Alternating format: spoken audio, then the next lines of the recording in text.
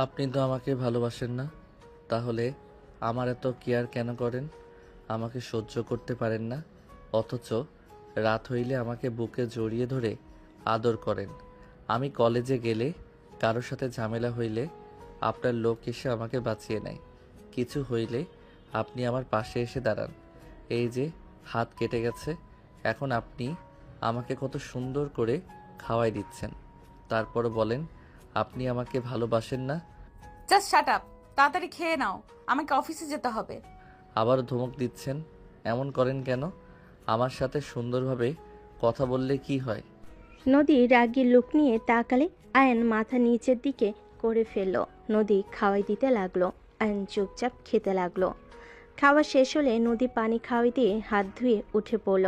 Ion ঠোঁটগুলো চোক্কা করলো। নদী ঘুরে উঠে শাড়ির আঁচল দিয়ে মুছে দিল। আয়ন নদীর পেটের দিকে তাকিয়ে থাকতে দেখে নদী তাড়াতাড়ি করে ঢেকে ফেল। আয়ন সাথে সাথে চোখ সরিয়ে নিল। নদী বলে উঠল, দুপুরে আমার জন্য খাবার রান্না করার দরকার নেই। কাটা হাত দিয়ে কোনো কাজ যেন করতে না দেখি। তাহলে খাবে কি? রেস্তোরাঁয় খেয়ে নেব, তুমি থানায় চলে এসো। ওকে। নদী কথাগুলো বলে আলমারি থেকে ড্রেস বের করে ওয়াশরুমে চলে গেল। ফ্রেশ হয়ে রেডি হয়ে বের হইল। আয়ন নদীর দিকে আর চোখে তাকিয়ে থাকতে লাগলো। নদী আয়নার ভিতর থেকে আয়নকে দেখতে লাগলো। নদী রেডি হয়ে হাতে ঘড়ি পরে নিল। পারফিউম দিয়ে ওয়ালেট ফোন পকেটে রেখে বলে ওঠে, আমি আসছি। আচ্ছা। নদী বের হয়ে গেল।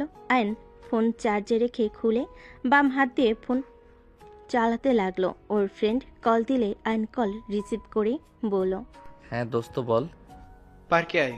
কেন? আরে আয়, আসলে বুঝতে পারবি। বাইক চালাতে পারবো না, হাত কেটে গেছে।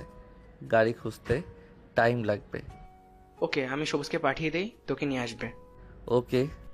আয়ন রাকিবের কথা শুনে ফোন রেখে রেডি হয়ে নিল। রেডি হয়ে চাবি নিয়ে বাসা থেকে বের হয়ে তালা দিয়ে চলে গেল। গেটের সামনে দাঁড়িয়ে থাকলে সবুজ এসে আয়নকে বাইকে তুলে নিয়ে গেল। পার্কের সামনে দুজন নেমে পড়ল। টিকিট কেটে দুজন চলে গেল। রাকিবকে কল দিলে রাকিব কোথায় যেতে হবে রাকিব বলে দিল। দুজন রাকিবের বলার জায়গায় চলে গেল।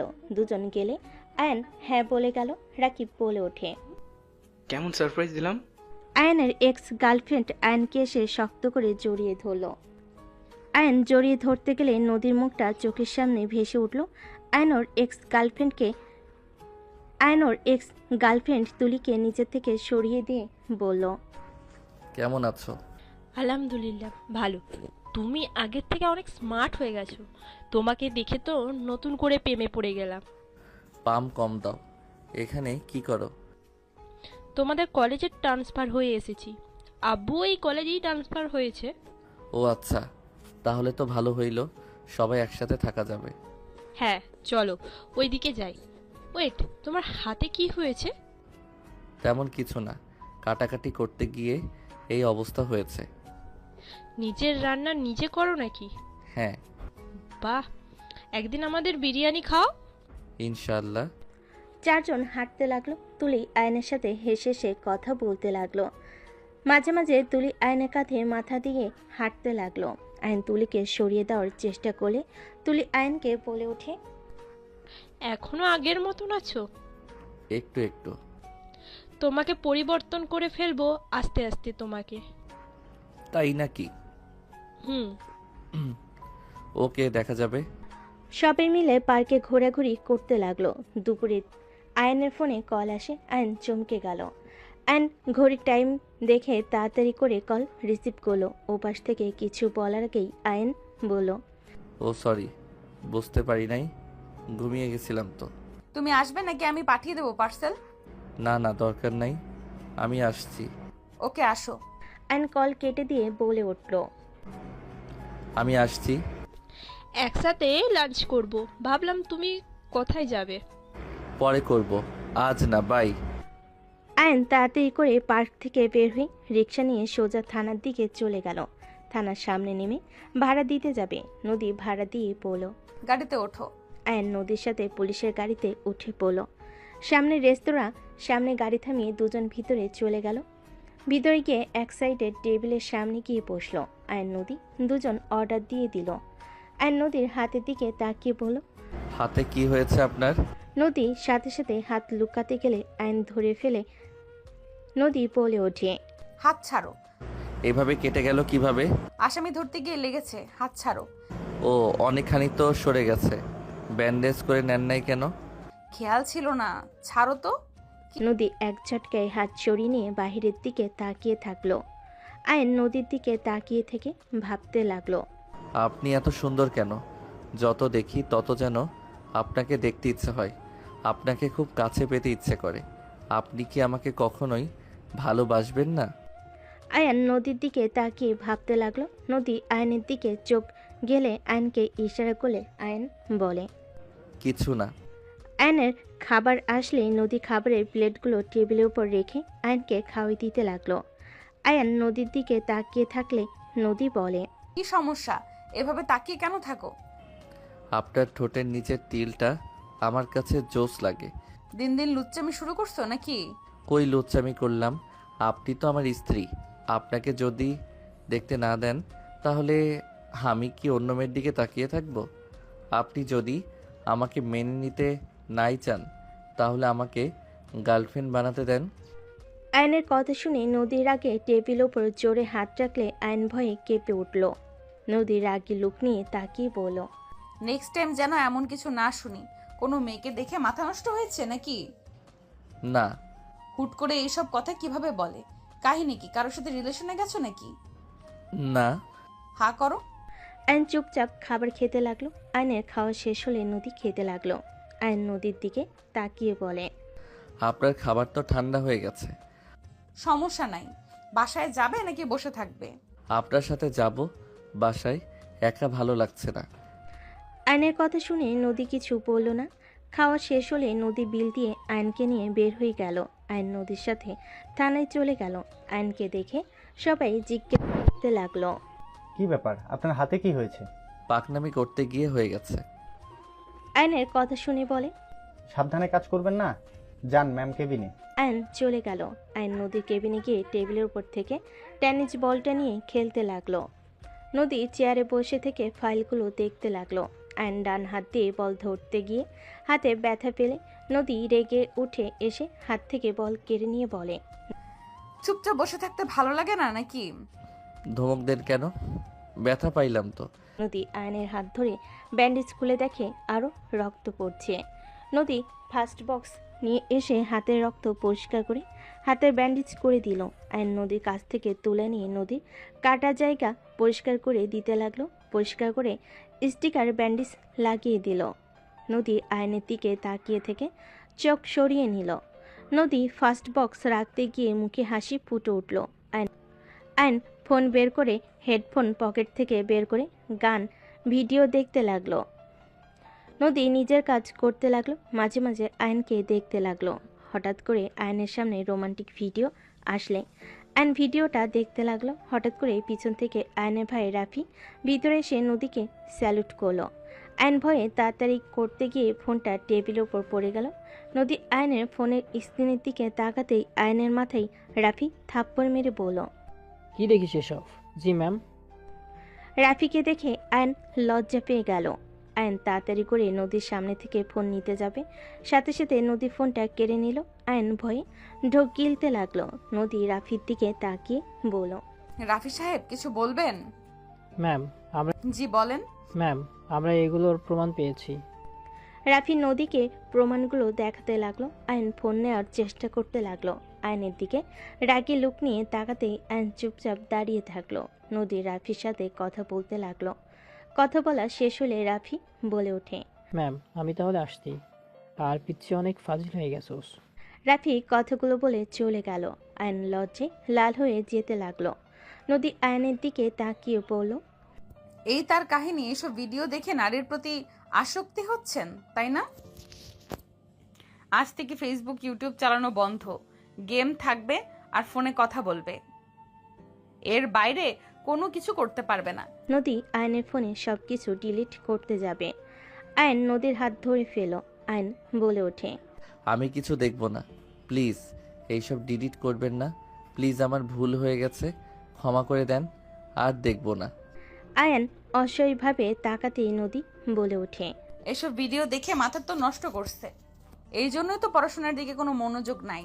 সব সময় এসব কল্পনা করো, তাই না? কানের নিচে দিব একটা। বউ থাকতেও সিঙ্গেল থাকা লাগে।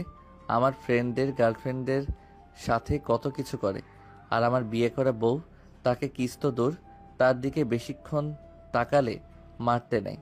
এইটা কি কোনো জীবন হইল?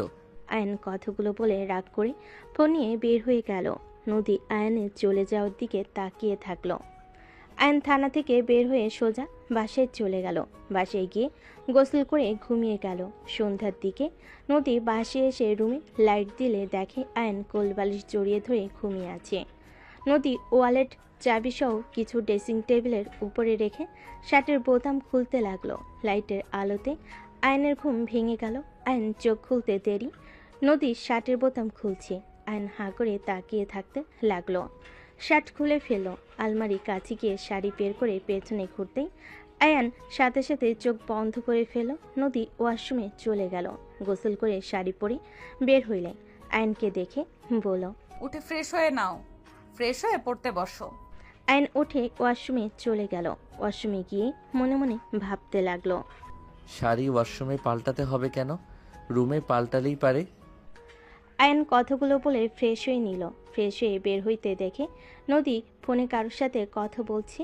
কথা শেষ করে আয়ানকে বলল, আয়ান, সবাই আসবে বাসায়, কাজের বুয়াকে কল দিতে হবে। তুমি কল দিয়ে কথা বলো, আমি বাজার করে আসি। ঠিক আছে। নদী বের হয়ে গেল। আয়ন কাজের বউকে কল দিয়ে আসতে বলে দিল। পড়তে বসলো। পড়তে পড়তে আয়নের বিরক্ত লাগলো। আয়ন ফোন বের করে ফেসবুকে ঢুকলো। ফ্রেন্ডদের সাথে কথা বলতে লাগলো। গ্রুপ কল দিলে আয়ন ওদের সাথে কথা বলতে লাগলো। নদী বাজার করে বাসায় এসে ক্লান্ত হয়ে সোফার উপরে বসে পড়ল। আয়ন পানি খেতে বসার ঘরে গেলে দেখে নদী ঘেমে একাকার হয়ে গেছে। আয়ন আস্তে আস্তে ফ্যানটা চালু করে দিল। নদী চোখ খুলে দেখে আয়নকে কিছু বলার আগেই আয়ন বাজারের ব্যাগ নিয়ে রান্নাঘরে চলে গেল। রান্নাঘর থেকে আসলে কলিং বেল বেজে উঠল। আয়ন গিয়ে খুলে দিল। কাজের বুয়া সালাম দিয়ে ভিতরে ঢুকে রান্নাঘরে চলে গেল। আয়ন নদীর পাশে বসে পড়ল। এত বাজার করবেন, আমাকে আগে বলবেন না? পড়াশোনা কি করলেন নাকি ফোন নিয়ে পড়েছিলেন? আয়ান নদীর আঁচল নিয়ে ওর মুখের গলার ঘাম মুছে দিতে দিতে বলে, পড়ছি তো। আম্মু আব্বু আঙ্কেল আন্টি কখন আসবে? সকালের ভেতরে চলে আসবে। হাত ছড়াও। আর নদীর বুকের উপর থেকে হাত সরিয়ে লজ্জা পেয়ে গেল। নদীর রাগের লুক নিয়ে বলল, খালি মাথার ভিতরে দুষ্টু বুদ্ধি ঘুরে, তাই না?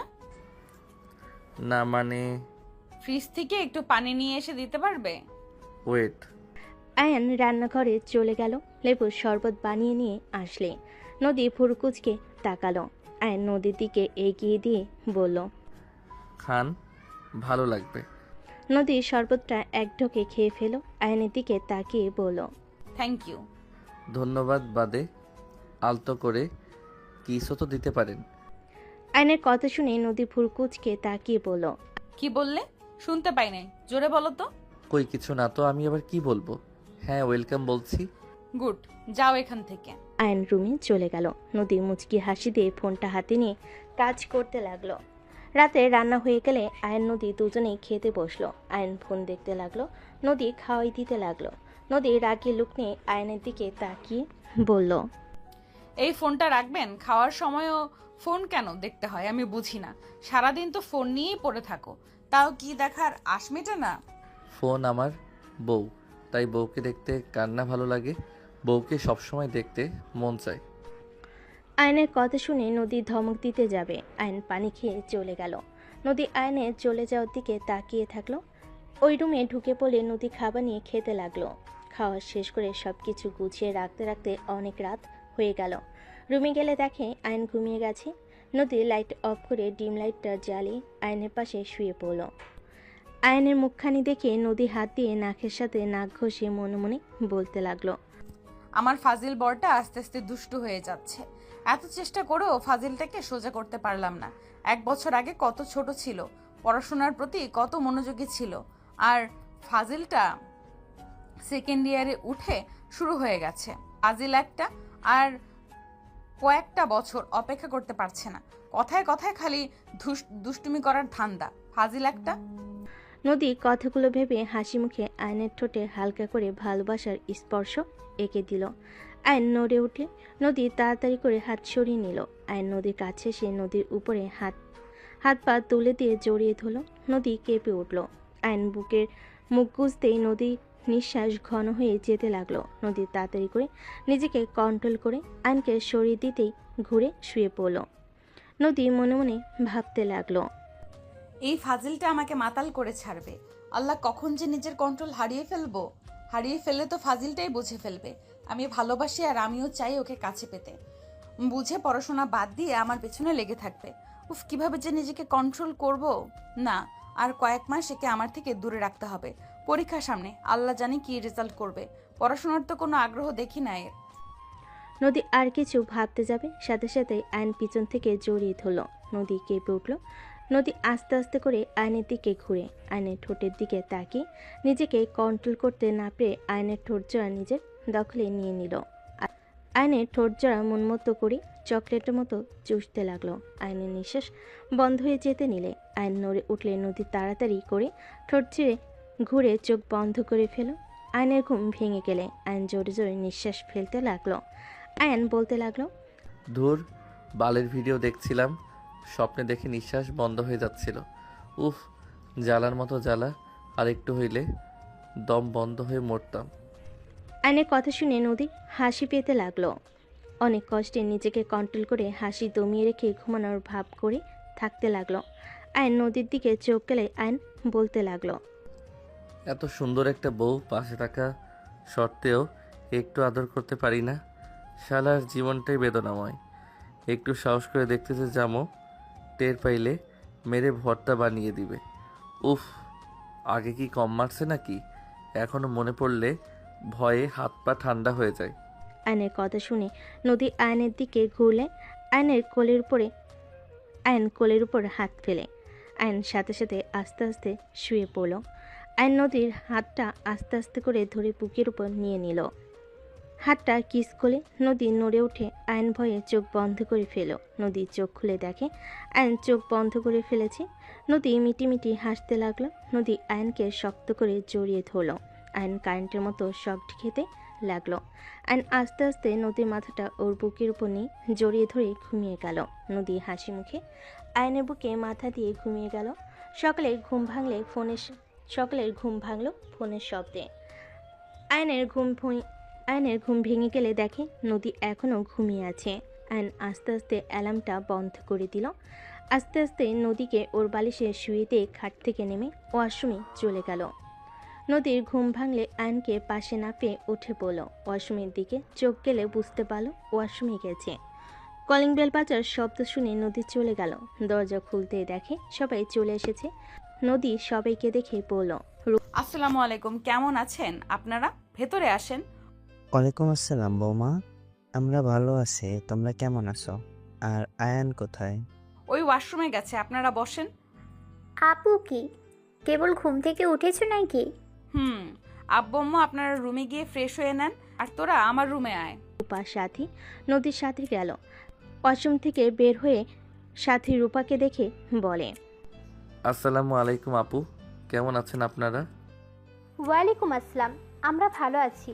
তা আয়ান, কি অবস্থা তোমার? এই তো ভালো। ওই, তুই আয়ানকে নাম ধরে ডাকিস কেন? ও তো আমার ছোট, তো ওকে নাম ধরে ডাকবো না? সম্পর্কে ওই তোর বড়, তাই ভাইয়া বা দুলা ভাই বলে ডাকবি। ঠিক আছে। এই কলেজে যাওয়ার জন্য রেডি হও। সবাই আসলো, কলেজে যাব না? কি, কোথাও যাবে না? কই যাব তো কলেজে, আম্মু আব্বু আঙ্কেল আন্টির সাথে দেখা করে আসছি। আয়ন কথাগুলো বলে রুম থেকে বের হয়ে গেল। রূপার সাথে হাসতে লাগলো। রূপা বলে ওঠে, আয়ান তোমাকে এখনো ভয় পাই? আমি তো ভেবেছিলাম এতদিনে তোমাদের মাঝে অনেকটা দূরত্ব দূর হয়ে গেছে। চুপ কর, যা দুজনে ফ্রেশ হয়ে নে। আপু, এইভাবে যদি রাখো, আমরা কি খালামণি এই জন্মে হতে পারবো? খুব পাকনা হয়ে গেছস তাই না? থাপ্পড় মেরে সব দাঁত ফেলে দেব। ধুর, তোমাকে কিছু বললে রেগে যাও কেন? একটু ফ্রি মাইন্ডের হতে পারো না? রূপা আপু ভালো, কত ফ্রি। আমার হাত কি আমি একটু দেখাবো? আরে না না, আমি তো মজা করছি। রূপা আপু চলো ফ্রেশ হয়ে নি। দুজন ফ্রেশ হয়ে চলে গেল। ওরা ফ্রেশ হয়ে আসলে নদী ফ্রেশ হয়ে নিল। রান্নাঘরে গিয়ে সব কিছু গরম করে সবাইকে খেতে দিল। আয়নকে নদী খাওয়াই দিতে লাগলো। আয়ন বলে ওঠে, আন্টি আঙ্কেল, আপনাদের কিছু বিচার দেওয়ার ছিল। কিসের বিচার বাবু? আপনার মেয়ে খালি আমাকে কথায় কথায় মারতে আসে আর ধমক দেয়, খালি একটু ভালোবাসে না। এখন আরও আমার উপরে বেশি অত্যাচার করে। আয়নের কথা শুনে সবাই নদীর দিকে তাকাতে নদী আয়নের দিকে রাগী লুক নিয়ে তাকিয়ে থেকে বলল, থাপ্পড় খাওয়ার ইচ্ছে জাগছে নাকি? তাই আব্বু আম্মু আমাকে কি বলবে? আঙ্কেল আন্টি ওই ঠিক মতো পড়তে বসে না। আমি যদি বলি ওই আমার চোখের আড়ালে কত কিছু করে জানেন, বলবো নাকি কি কি করো? আয়নের আব্বু আম্মু রাগী লুক নিয়ে তাকাতে আয়ন ভয়ে ঢোক গিলে বলতে লাগলো, আমার কলেজের সময় হয়ে গেছে, বাই। আয়ন উঠে সোজা রুমে গিয়ে ব্যাগ নিয়ে দৌড়ে বের হয়ে গেল। নদী বলে উঠল, ওই সাবধানে যাও, পানি তো খেয়ে যাবে নাকি? বাইরে খেয়ে নিব, টাটা। আয়ন কথাগুলো বলে বের হয়ে গেল। নদীর আম্মু বলে, নদী, আয়ান কিন্তু তোর হাজব্যান্ড। ওই তোর বয়সে ছোট হলেও ওই তোর হাজব্যান্ড। তুই ওর স্ত্রী। সবসময় এত কঠোরে রাখিস না, মাঝে মাঝে নরম ব্যবহার করিস। বেশি কঠোর হইলে সম্পর্ক বিচ্ছেদ হয়ে যায়। তুমি কি বলতে চাচ্ছ? আয়ানকে চাপে না রাখলে ওই একদম পড়তে চায় না। ওর সুন্দর ভবিষ্যৎ আছে। ওই যদি এই সময় পড়াশোনা বাদ দিয়ে অন্য কিছু নিয়ে পড়ে থাকে, তাহলে ভবিষ্যৎ অন্ধকার। দেখো আপু, ভালোবেসেও কিন্তু পড়ানো যায়। আগে তুমি ওকে পড়াতাম, তুমি ওকে মারতে বকা দিতে, জিনিসটা মানাতো। এখন কিন্তু মোটেও মানায় না। এখন ও তোমার হাজব্যান্ডের সাথে ব্যবহার সুন্দর করতে পারলেই সুখে থাকতে পারবে। এভাবে আস্তে আস্তে তুমি আয়নের মন থেকে উঠে যাবে। কঠোর সব জায়গায় মানায় না। বৌমাকে এভাবে চেপে ধরেছেন কেন? আয়ান ফাজিল আছে, ওই ছোট থেকে ফাজিল। কঠোর না হলেও এই জীবনেও ঠিক হবে না। নরম হলেই মাথায় উঠে পড়বে। ওইটুকু ছেলে ক্লাস 5 থেকে রিলেশন করছে, এটা কি ভাবা যায়? এইটুকু ছেলে নাকি 5 বছরের রিলেশন ছিল, আবার তার সাথে ব্রেকআপও হয়েছে। সেখানে যদি নদী ওকে এভাবে চোখে চোখে না রাখে, তাহলে পড়া তো দূর, কোনো মেয়ের সাথে আবার রিলেশন করবে। আমি মা হয়ে ওকে বিশ্বাস করতে পারি না। আয়নের আম্মুর কথা শুনে নদী বলে ওঠে, ওই এখন মোটামুটি ভালোই বড় হয়ে গেছে। বেশি দিন এইভাবে রাখা যাবে না। আমি ভালো করে জানি সামনে পরীক্ষা পর্যন্ত তো কঠোর হতেই হবে। পরীক্ষাটা হয়ে গেলে স্ত্রী যেমন হওয়ার কথা তেমন হব। এখন শিক্ষক অভিভাবকের মতো ব্যবহার করতে হবে। মা হয়ে তোকে কথাগুলো বলার ছিল, তাই বললাম। এখন তুই কি করবি সেটাই তোর একান্ত ব্যাপার। সবাই টুকটাক কথা বলতে বলতে খেতে লাগলো। নদী চিন্তায় পড়ে গেল। নদী ভাবতে লাগলো। এদিকে আয়ন কলেজে গেলে তুলি, রাকিব, সবুজ আরও ফ্রেন্ডরা সবাই বসে আড্ডা দিচ্ছে। আয়ন ব্যাগ রেখে ওদের কাছে গেলে তুলি টান দিয়ে পাশে বসিয়ে দিয়ে বলল, ঘুম ভাঙছে তাহলে? তোমার কল কতবার দিয়েছি, চোখ আছে? ও সরি, বুঝতে পারি নাই। আব্বু আম্মু এসেছে তো, তাই আর কি। কি আঙ্কেল আন্টি এসেছে? সাবধানে থাকতে হবে। তোমার সাথে দেখলে আমাকে খুন করবে। জানি। এই স্যার ক্লাসে যাচ্ছে। আরে রাখো, ক্লাস না করলে সমস্যা নাই। তাহলে তোমরা থাকো, আমাকে ক্লাস করতে হবে। রেজাল্ট খারাপ হইলে মায়ের পিঠে উপরে ছাড়া কোথাও পড়বে না। আয়ন কথাগুলো বলে উঠে পড়তে যাবে, সাথে সাথে তুলি আয়নের হাত ধরে টান দিলে আয়ন সোজা তুলির উপরে গিয়ে পড়ল। আয়ন তুলির দিকে তাকাতেই তুলি আয়নের দিকে তাকিয়ে থাকতে লাগলো। তুলি আয়নের মাথা ধরে ঠোঁটের দিকে এগিয়ে যেতে নিবে। আয়ন সাথে সাথে তুলির হাত সরিয়ে দিয়ে উঠে পড়ে বলল, ধ্যাত, এইভাবে কেউ টান দেয়? আর একটু হইলে বেশি ব্যথা পেত। আর কিছু থাকলে পারতে, সুন্দর একটা রোমান্টিক ভিডিও হয়তো। রাকিবের বাচ্চা, ছবি তুললি কেন? সুন্দর লাগছে। ডিলিট কর। না, সো রোমান্টিক। রাকিব কথাগুলো বলে হাসতে লাগলো। আয়ন রাকিবের হাত থেকে ফোন নেওয়ার চেষ্টা করতে লাগলো। তুলি বলে ওঠে, এখনো মেয়েদের মতো স্বভাব গেল না। আমি মেয়ে মানুষ হয়ে কিছু বলছি না, আর ও ছেলে মানুষ হয়ে ভয় পাচ্ছে। ভয় কিসের? আমি মোটেও ভয় পাই না। রাখুক গা, তাতে আমার কি? আয়ন ভাব দেখিয়ে চলে গেল। তুলি রাকিব সবুজ হাসতে লাগলো। আয়ন ক্লাসরুমের সামনে গিয়ে অনুমতি নিয়ে ভিতরে চলে গেল। আয়ন মনোযোগ দিয়ে সব ক্লাস করতে লাগলো। ক্লাস শেষ হলে আয়ন ক্লাস থেকে বের হইলে তুলি আয়নের কাঁধে হাত দিয়ে বলে, জানু ফুচকা খাওয়াবে না নাকি? চলো। জানু বলবে না তো, আমার নাম ধরে ডাকবে, বুঝলে? ও মা, জানু বললে আজও তোমার রাগ হয় নাকি? আমাকে 2 বছরের ভিতরে ভুলে গেছো? আমাকে আর তোমার মনে পড়ে না নাকি? আগে পড়তো, এখন পড়ে না। আর ফ্রেন্ড হয়ে থাকো, ফ্রেন্ডের মতো ব্যবহার করো। তার মানে তুমি আমাকে ভালোবাসতে না? আমি ঠিকই বলেছিলাম, তুমি আমাকে ভালোবাসতে না। এটা তোমার অভিনয়। যেটা তোমার ভালো লাগে সেটাই তুমি মনে করো, আমার কিছু যায় আসে না। আমার ব্যাপারে কে কি ভাবলো, আই ডোন্ট কেয়ার। আয়নের কথা শুনে তুলি বেশ অবাক হইল। আয়ন ফুচকার দোকানের সামনে গিয়ে বলল, মামা, ওদের 3 জনকে ফুসকা দেন। আয়নের কথা শুনে ফুচকাওয়ালা ফুচকা বানাতে লাগলো। আয়ন বলে ওঠে, তোরা খা, আমি পেমেন্ট করে চলে যাই। তুই থাকবি না? আমরা পার্কে যাব, তুই যাবি না? না, আমাকে বাসায় যেতে হবে। আব্বু আম্মু এসেছে, বুঝতেই তো পারছিস। শালা এখনো বাচ্চাই থেকে গেলি, বড় কবে হবি? এখন তো এনজয় করার সময়। তুই জানোস কত কিছু তুই মিস করছস? আমরা ফ্রেন্ডরা কত আনন্দ করি। তুলি মেয়ে হয়ে গতকাল আমাদের সাথে আড্ডা দিয়েছে, কত মজা করছি। তুই বল ওকে আমরা মজা করছি না? হ্যাঁ, শুনো, ওর কথা জানি না, আজকেও ছোট একটা পার্টি হবে, অনেক মজা করব। আমি তো নাচের রিহার্সালও করব। ওকে, আজকে আমি আয়োজন করব। যা আয়ান, তুই চাইলে আসতে পারিস ক্লাবে। না, আমার পক্ষে সম্ভব না। তোরা মজা কর, বাই। আরে রাখ তো, ওই আগে ওর মায়ের আঁচল ধরে থাকতো, এখনো সেই রকমই আছে। যাও বাবু, বাসায় গিয়ে মায়ের দুধু খেয়ে ঘুমিয়ে যাও। তুলির কথা শুনে সবাই হাসতে লাগলো। আয়নের রাগ হতে লাগলো। আয়ন হাত মুঠো করে ফেল। আয়ন রেগে রাকিবের আর সবুজের মুখে ঘুষি মেরে বলল, আর একবার হাসলে নাক ফাটিয়ে ফেলবো। আমি আসবো, পার্টিতে দেখে নিস। আয়ন রেগে কথাগুলো বলে চলে গেল। রাকিব সবুজ মুখে হাত দিয়ে রেখে আয়নের চলে যাওয়ার দিকে তাকিয়ে থাকলো। তুলি হাসতে হাসতে বলল, আমার জানুটা রাগও করতে পারে?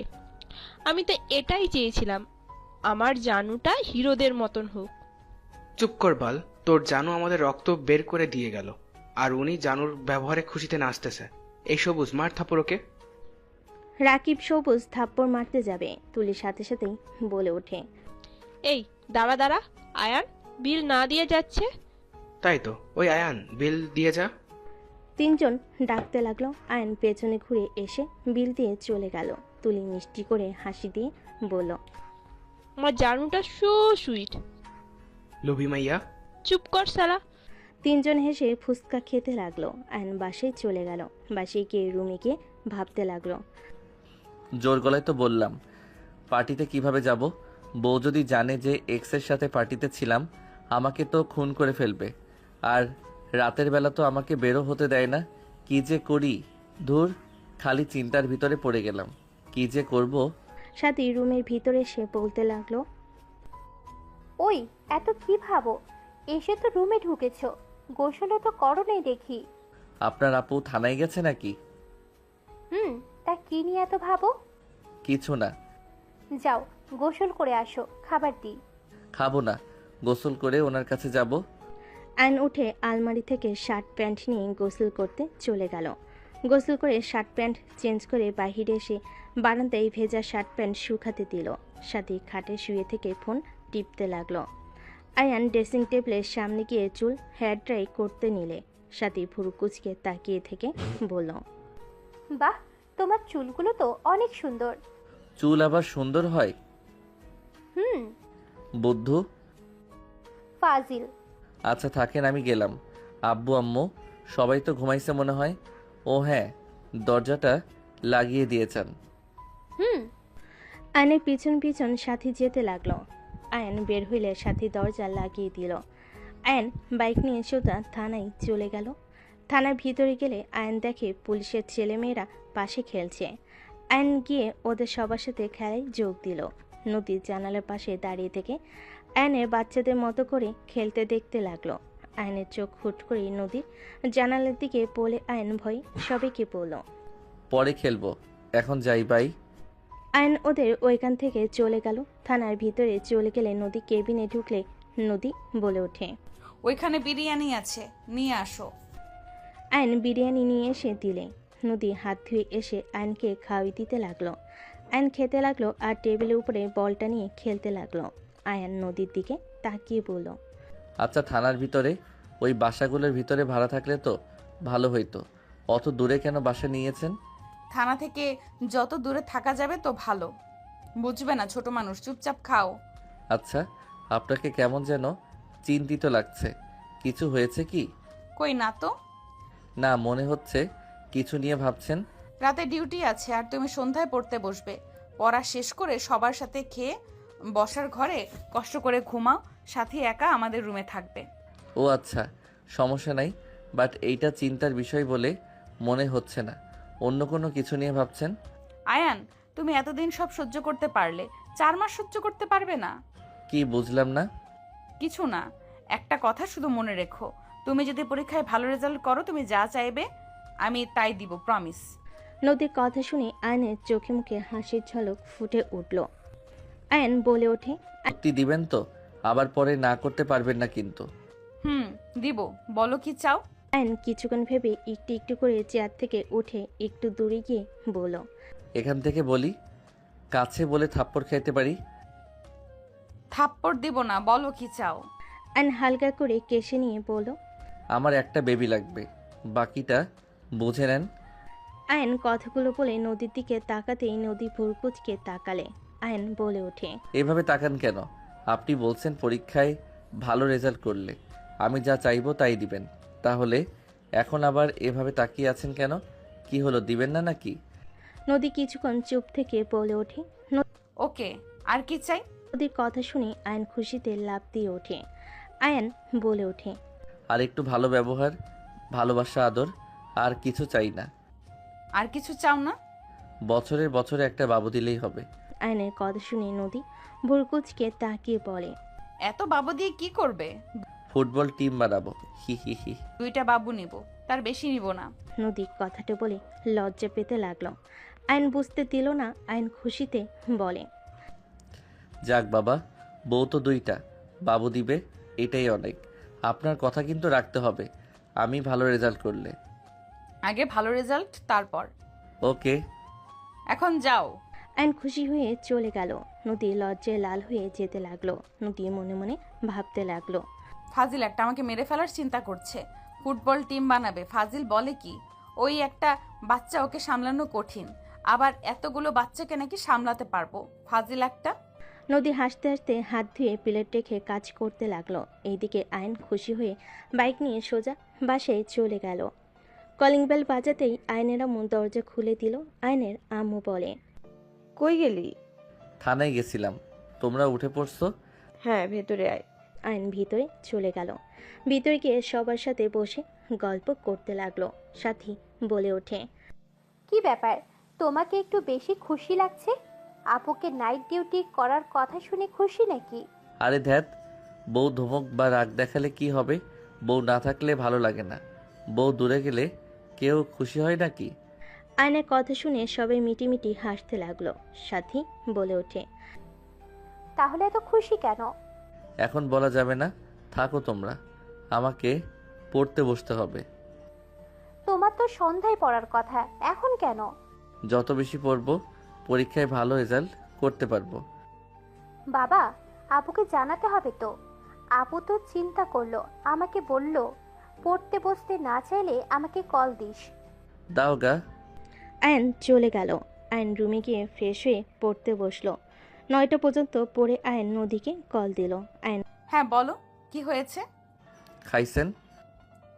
না, একটা মিশনে যাচ্ছি, আর কল দিও না, এসে খেয়ে নিব, চিন্তা করো না। ওকে, খেয়ে নিও। আমি তাহলে খেতে গেলাম। ওকে যাও, গুড নাইট। গুড নাইট বলে কল কেটে খাবার খেতে চলে গেল। আয়নের আম্মু আয়নকে খাওয়াই দিতে লাগলো। নদীর আম্মু বলে ওঠে, তোমার হাত কাটলো কিভাবে? পেঁয়াজ কাটতে গিয়ে হুট করে ভাজি পুড়ে যেতে নিয়েছিল, ওইদিকে হাত দিয়ে চাকুটা সাথে লেগে কেটে গেছে। সাবধানে কাজ করবে না? তুই রান্না শিখছিস? ইউটিউব দেখে করতে চাইছিলাম, বউ তো কাজ করে এসে আবার রান্না করতে কষ্ট হয়, তাই আমি করতে নিয়েছিলাম। ভুয়া তো কয়েকদিনের ছুটি নিয়েছিল। ও আচ্ছা। অ্যান্ড সবার সাথে কথাবার্তা বলতে লাগলো আর খেতে লাগলো। খাওয়া শেষ হলে কিছুক্ষণ সবার সাথে কথাবার্তা বলল। আয়ান বলে ওঠে, আচ্ছা, আমি আমার ফ্রেন্ডের বাসায় যাব, তোমরা ঘুমিয়ে পড়ার কাউকে যেন বলো না, রেগে যাবে। কোন বন্ধুর বাড়িতে? রাকিবের আপনি চিনবেন না, রূপা আপু চিনত। বাই। কোন বাসায় রে? আসবি নাকি? হুম। আমার ফ্ল্যাটে আয়। ওকে। আয়ান চলে গেল। সবাই কই? ওই রুমে। রুমে গেলে দেখে ড্রিঙ্কসের বোতল সাথে আরো অনেক কিছু নিয়ে এসেছে। রাকিব বলে ওঠে, দোস্ত নে। না, আমি ড্রিঙ্কস করব না, তোরা কর। এই ধর তো, ড্রিঙ্কস না করলে কোনো মজা আছে নাকি? সবাই ধরে জোর করে আয়নকে ড্রিঙ্কস করাতে লাগলো। চারজন মিলে গানের তালে তালে নাচতে লাগলো। তুলি আয়নের সাথে ঢুলাঢুলি করতে লাগলো। আয়ন বারবার তুলিকে ইগনোর করতে লাগলো। আয়ন ড্রিঙ্ক অতিরিক্ত করতে করতে ঘুম আসলে আয়ন অন্য রুমে গিয়ে ঘুমিয়ে পড়ল। সকালে আয়নের ঘুম ভাঙলে চোখ খুলে দেখে তুলি কান্না করছে। আয়ন লাফ দিয়ে উঠে নিজেকে দেখে থমকে গেল। আয়ন তাড়াতাড়ি করে নিজেকে ঢেকে নিয়ে বলল, তুলি এসব কি? আয়ান, তুমি আমার এমন সর্বনাশ করতে পারলে? তুমি কিভাবে পারলে আমার সাথে এমন কাজ করতে? কি বলছো তুলি? আমি তোমার সাথে আবার কি করলাম? চুপ কর শালা, তুই তুলির সাথে এসব কি করছস দেখ। রাকিব ফোনের স্ক্রিনে তুলি আয়নের কিছু ঘনিষ্ঠ মুহূর্তের ছবি। আয়ন লাফ দিয়ে উঠে পড়ে তাড়াতাড়ি করে শার্ট প্যান্ট তুলে তাড়াতাড়ি করে শার্ট প্যান্ট পরে নিয়ে আয়ন তোতলাতে তোতলাতে বলে, আমি এসব করতে পারি না, এসব আমি করি নাই, কোথাও ভুল হচ্ছে। এই ছবিগুলোও ভুল নাকি? আমরা যদি কিছু করে থাকি, ছবি কিভাবে উঠলো? এইগুলো সব প্ল্যান করে তোরা করছস। রাকিব, আমার সাথে এমন কেন করছিস? তুই তো আমার ভালো বন্ধু, তুই আমাকে এভাবে ফাঁসালি কেন? এই চুপ কর, কিসের ভালো বন্ধু? ভুলে গেছস তোর বউয়ের লোকেরা তোকে মজা করে একটু মেরেছিলাম দেখে সবার সামনে আমাকে মেরে তোর পায়ে ধরে ক্ষমা চাইছিল। আমার অপমানের কথা আমি এত সহজে ভুলে যাব ভাবলি কিভাবে? কি? ওটার জন্য তুই আমার উপরে প্রতিশোধ নিচ্ছিস? তুলি, তুমি কেন এমন করলে? তোমার আমি কি ক্ষতি করছি? তুলি আয়নের কাছে এসেছে, কলার ধরে মিষ্টি করে হাসি দিয়ে বলে, আয়ন, আমি তোকে এত সুখী দেখতে পারছি না। আমি বেঁচে থাকতে তুই সুখে সংসার করবি? তোদের জন্য ওই শহরটা আমার ফ্যামিলি নিয়ে ছাড়তে হয়েছে। এত সহজে সব ভুলে গেছি ভেবে নিয়েছিস? তোর জন্য আমাদের ফ্যামিলিকে কত অপমান হইতে হয়েছে, ভুলে গেছিস সব? আর শুন, এইসব যে ফেল সেটাও আমরা চারজন জানি, আর কেউ তো জানে না। আজ থেকে আমাদের কথা না শুনলে তোর এইসব পুলিশ বইয়ের কাছে যাবে। তোমাদের পায়ে ধরছি, দয়া করে এমন কাজ করো না তোমরা। আমি সব কিছুর জন্য তোমাদের কাছে ক্ষমা চাচ্ছি। এই ছাড়, তোর বউটা না অনেক সুন্দর, তাই না? বইয়ের আদর পেয়ে আমাকে ভুলে গেলি, সেটা কিভাবে মেনে নেব বল? শোন, কান খুলে শুনে রাখ, আমার যখন তোর সাথে সময় কাটাতে মন চাইবে তখন চলে আসবি। যদি না আসিস তাহলে সোজা তোর বউয়ের কাছে ছবিগুলো চলে যাবে। দেখো, এইটা বাড়াবাড়ি হয়ে যাচ্ছে। আমি তোমাকে ভালোবাসি না, আমি আমার স্ত্রীকে অসম্ভব ভালোবাসি। আমার স্ত্রীকে বাদে আমি কাউকে সময় দিতে পারবো না। আমিও এইগুলো তোর স্ত্রীর কাছে সেন্ড করে দেব, অনেক মজা হবে। আর বউয়ের সাথে অনেক তো সুন্দর সময় কাটাইছস, এখন আমার সাথে কাটাতে তোর কি সমস্যা? বউকে অনেক ভালোবাসিস তাই না? দুপুর হইলে বউয়ের সাথে দেখা করতে যাস, সময় হইলেই বউকে নিয়ে ঘুরতে যাস, অনেক সুন্দর সুন্দর সময় কাটাস। এইসব দেখে আমি কিভাবে তোদের সুখ মেনে নেব বল? একটু হলেও তো আমি তোকে ভালোবাসি, তোর পাশে অন্য কাউকে সহ্য হয় না। এখানে এখন আমরা কি করব বল? শুন, তাড়াতাড়ি বউকে ডিভোর্স দিয়ে আমাকে বিয়ে করে নিবি, ঠিক আছে? তুলিকে ধাক্কা দিয়ে বলে ওঠে। আমার স্ত্রীকে ডিভোর্স দিব? So funny. আর তোর মতো মেয়েকে কে বিয়ে করবে? যেই মেয়ে ছোটবেলা থেকে যৌবনের জ্বালা মেটাতে যা না তাই করে, সেই মেয়েকে আমি বিয়ে করব? আমি কিছু বুঝতামও না।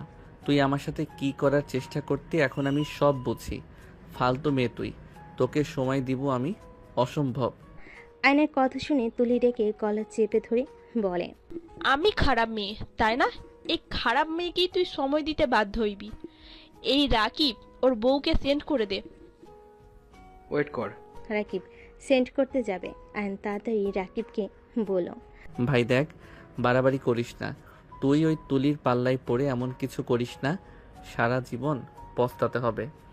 ওই না কারো ভালো গার্লফ্রেন্ড বা বউ, আর না ভালো ফ্রেন্ড হতে পারবে। ওই অনেক খারাপ একটা মেয়ে, নিজের স্বার্থের জন্য সব করতে পারে। ওর ফাঁদে পা দিস না। চুপ কর, তোর কথা আমার শোনা লাগবে নাকি? এই তুলি, পাঠিয়ে দে। দিয়ে দে। আয়ন রাকিবকে আটকানোর চেষ্টা করতে লাগলো। রাকিব আয়নের মুখে কোনো দিয়ে গুতা দিয়ে বলে, শালা ছাড় আমার হাত। তোদের এত সুখে আমার ভালো লাগে না। তোদের মাঝে সম্পর্ক নষ্ট হইলে আমি তোর বউটাকে পটাতে পারবো। রাকিবের কথা শুনে আয়ন সজোরে খুশি মেরে বলে, আমার স্ত্রীর ব্যাপারে কোনো খারাপ চিন্তা ভাবনা নিয়ে আসলে খুন করে ফেলবো। বাহ, কি প্রেম বউয়ের উপর! রাকিব, ফোনটা এদিকে ছুঁড়ে মার। রাকিব ছুঁড়ে মালে তুলি ধরে ফেলে। তুলি আয়নের দিকে তাকিয়ে বলে, জান, সেন্ড করে দেব নাকি? আয়ন তুলির সামনে গিয়ে আকুতি মিনতি করতে লাগলো। তুলি হাসতে হাসতে তুলি বলতে লাগলো, আমাকে সময় দিবি, আর না হয় এইসব তোর বউয়ের কাছে যাবে। হ্যাঁ, আমি তোদের সব কথা শুনবো, তাও এমন কাজ করিস না। তোরা দয়া করে এমন কিছু করিস না, তোদের দুইটার পায়ে ধরি।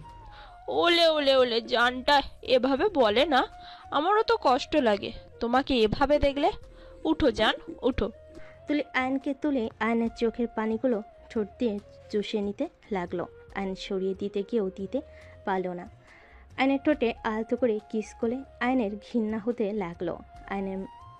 আয়নের মাথায় পিছনে ধরতে গেলে রাকিব বলে ওঠে, এই, আমাদের সামনে রোমান্স করিস না, আমরা সিঙ্গেল আপাতত। সরি দোস্ত।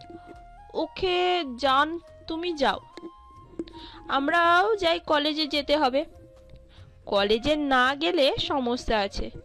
যাও যাও জান, বাসায় যাও। তোমার বউ আবার তোমাকে না পেয়ে হার্ট অ্যাটাক করতে পারে। আয়নের কলার ঠিক করে দিলে আয়ন বাইকের চাবিটা নিয়ে বের হয়ে গেল। আয়ন বাইক চালাতে লাগলো, আরেক হাত দিয়ে চোখের পানি মুছতে লাগলো। আয়ন বাসায় চলে গেল। চোখ মুছিয়ে নিজেকে স্বাভাবিক করে কলিং বেল চাপ দিল, সাথে সে দরজা খুলে দিল। আপু এসে অনেক রেগে আছে, যাও এখন ঠেলা সামলাও গা। আয়ন সাথীর কথা শুনে ভিতরে ঢুকে পড়ল। নদী রেখে কিছু বলতে যাবে, আয়ন সবার সামনে নদীকে জড়িয়ে ধরল। নদী ধমক দেওয়ার আগেই থমকে গেল। সাথী বলে ওঠে, বউকে রুমে গিয়ে জড়িয়ে ধরো, সবার সামনে একটু লজ্জা করো। সাথী চুপ কর। আয়ান, কি হয়েছে? তোমার কিছু হয়েছে নাকি? আয়ান, এখানে তো তোমার আব্বু আম্মু আছে, তারপর তোমার মন খারাপ কেন? আয়ান, কি হয়েছে আমাকে খুলে বলো। আমি আপনাকে ঠকাই নাই, বিশ্বাস করেন, আমি আপনাকে ভালোবাসি। আয়নের কথা শুনে নদী সবাই থ হয়ে গেল।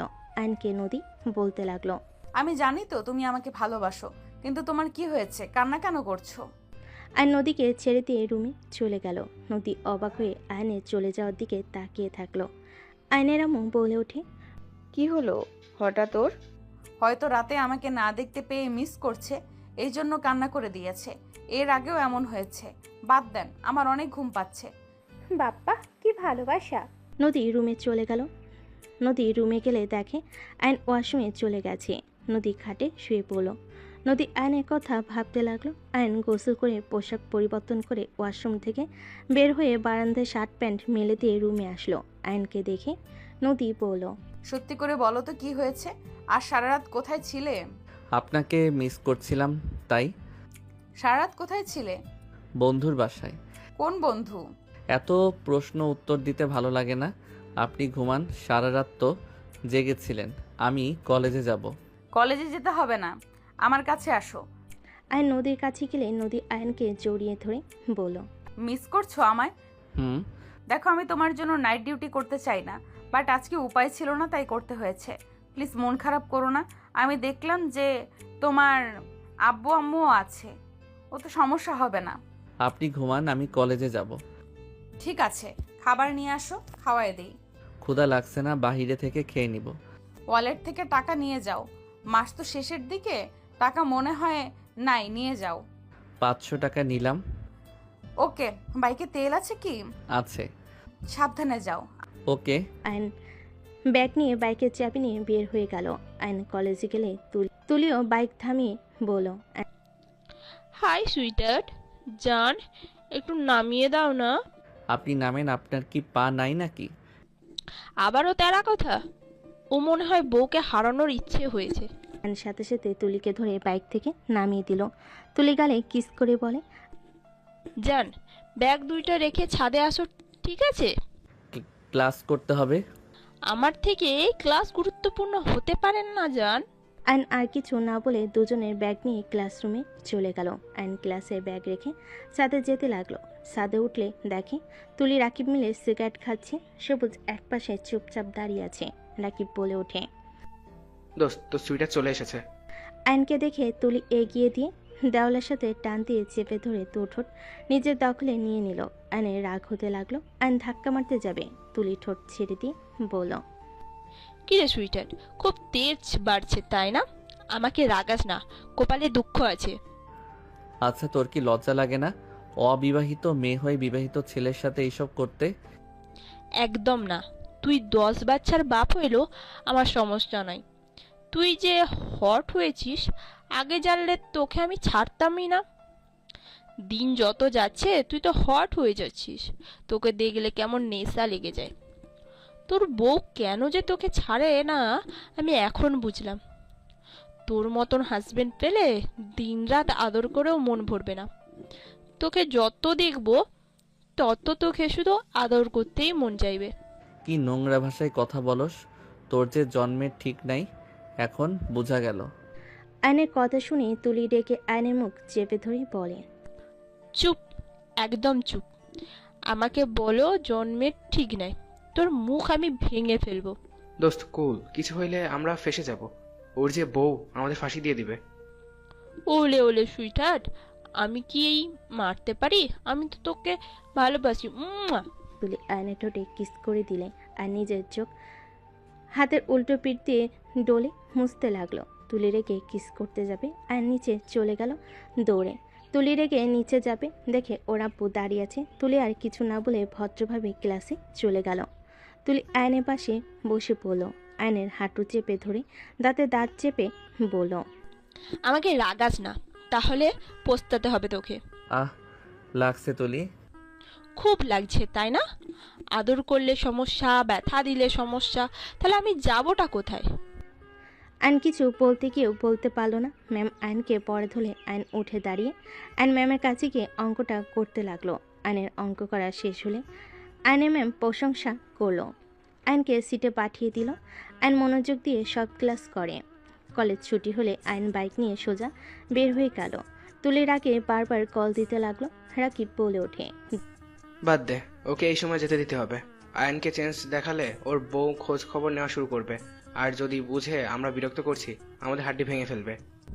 শালা কপাল কি, সুন্দরী বউ আবার পুলিশ অফিসার পেয়েছে। আবার দুইজনেই কি ভালোবাসা, ওদের ভালোবাসা দেখলে জ্বলে পুড়ে যায়। ইস, আমার যদি এরকম একটা বউ থাকতো। বাবা মা বুঝে না যে আমার একটা বউ লাগবে। দুজন হাসতে লাগলো।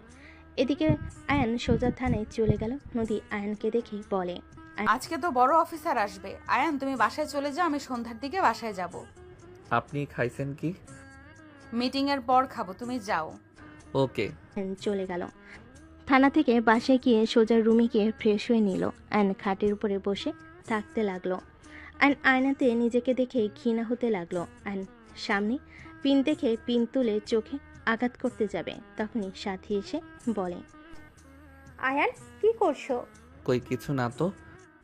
খাবার খেয়ে নাও গা, যাও আন্টি ডাকে। রূপা আপু কি ভাইয়ার কাছে গেছে নাকি দেখি না তো। আয়নের কথা শুনে সাথী খাটের উপরে বালিশ কোলে নিয়ে জড়িয়ে ধরে বলে,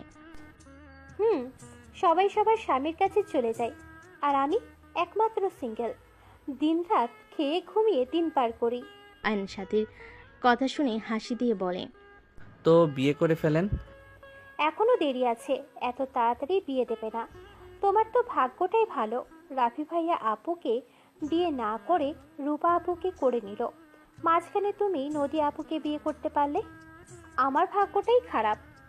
সাথীর কথা শুনে আয়ন হাসতে লাগলো। আয়ন সোফায় শুয়ে পড়ে বলল, আহারে বেচারি আপু, ঘুমিয়ে যাও। তোমার কপালে বিয়ে নাই, ঘুম দাও আর খাবার খেয়ে বাঁচো। মজা নাও নাকি? কই না তো। যাই হোক, দরজাটা একদম খুলে দিয়ে ঘুমিয়ে যাইয়েন, আমারও ঘুম পাচ্ছে। আয়ন ঘুরে শুয়ে পড়ল। সাথী দরজা একদম খুলে দিয়ে কাঁথা শরীরের উপর দিয়ে ঘুমিয়ে গেল।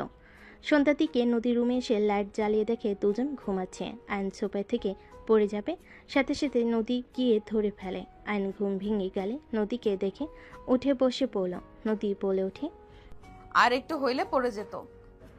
কখন এসেছেন? এই তো কিছুক্ষণ হইল। থাকো, গোসল করে আসি। ওকে। নদী আলমারি থেকে শাড়ি বের করে ওয়াশরুমে চলে গেল। সাথে ঘুম ভাঙলে আয়নকে দেখে বলে, তোমার ঘুম ভাঙছে? হ্যাঁ। আপু এসেছে নাকি? সাথী কণ্ঠ শুনে আয়ন সাথীর দিকে তাকিয়ে পড়ল। আয়ন সাথী দুজনেই ফোন হাতে নিয়ে ফোন চালাতে লাগলো। নদী গোসল করে বের হইলে আয়ন নদীর দিকে তাকিয়ে থাকলো। নদী আয়নের শার্ট প্যান্টগুলো নিয়ে ভাঁজ করতে করতে আলমারিতে রেখে দিল। আয়ন ফ্রেশ হতে চলে গেল। আয়ন ফ্রেশ হয়ে আসলে সাথী চলে গেল। নদী ড্রেসিং টেবিলের সামনে দাঁড়িয়ে থাকলে আয়ন নদীকে পিছন থেকে জড়িয়ে ধরলে নদী কেঁপে ওঠে। আয়নের দিকে ঘাড় ঘুরিয়ে রাগী লুক নিয়ে তাকিয়ে বলল, যাও পড়তে বসো। ফাজলামি করো, ছাড়ো বলছি। আয়নকে সরিয়ে দিল। আয়ন পড়তে বসলো। নদীকে কিছু না বলে আয়নের ফোন বাজতে লাগলো। আয়ন বারবার কল কেটে দিতে লাগলো। তুলি কিছু SMS দেখে আয়ন ফোন নিয়ে বলল, আমি একটু বাইরে যাব। পড়া বাদ দিয়ে বাহিরে কেন? চকলেট খাবো। ওকে যাও, তাড়াতাড়ি এসো। আয়ন বাসা থেকে বার হয়ে গেল। বাইক নিয়ে বের হয়ে সোজা তুলির বলা জায়গায় চলে গেল। তুলি আয়নকে পেয়ে সোজা আয়নের ঠোঁটের উপর হামলে পড়ল। আয়নকে শক্ত করে জড়িয়ে ধরে 3 মিনিট পর ছেড়ে দিয়ে বলে, সুইটহার্ট, তোমার ঠোঁটের স্পর্শ না পেলে আমার তো ঘুম হারাম হয়ে যাচ্ছে। যাই করতে যাই তোমার চেহারাটাই ভেসে ওঠে। তোমার ঠোঁটে কি জাদু আছে সুইটহার্ট? আয়ন ধাক্কা দিয়ে বলে, আমার ঠোঁটে জাদু না, তোর মনে নোংরামি বাসা বেঁধে রাখছস তাই। এই যে আবার রাগ তুলে দিচ্ছ।